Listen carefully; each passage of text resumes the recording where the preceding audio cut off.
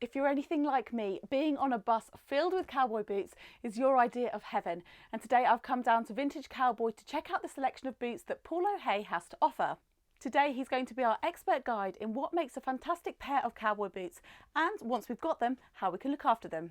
What I believe is a good boot is a boot that somebody can wear all day long as if it fits like a ballet shoe. The first thing you have to look at is whether there is a slight lump there. That shows that the boot's been made properly because it's a steel that's been put in the boot.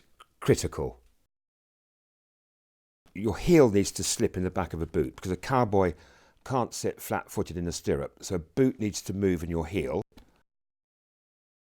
Just make sure that the line of the boot follows your body up. A thin leg in a floppy boot looks silly. A tight boot around your calf looks silly. You can get them to fit you. And the most important bit is it's not tight across there. Oddly, the value of a boot or the cost of a boot can be a function of how much markings there are in terms of their artistic flair and the numbers of stitches. Amazing detail. Here we've probably got 1, 2, 3, 4, 5, 6, 7, 10 stitch lines, and that will give it value.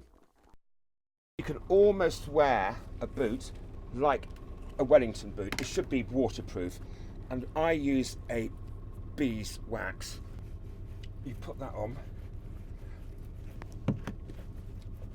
You don't need to go all the way to the top, and it brings a boot alive. Don't let the heel wear through. There's no point for a fiver.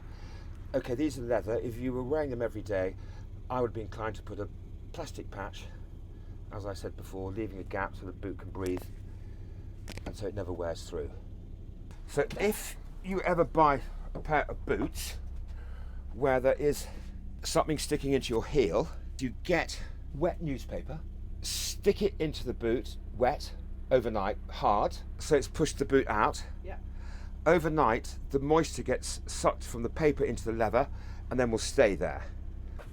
They will last you a lifetime.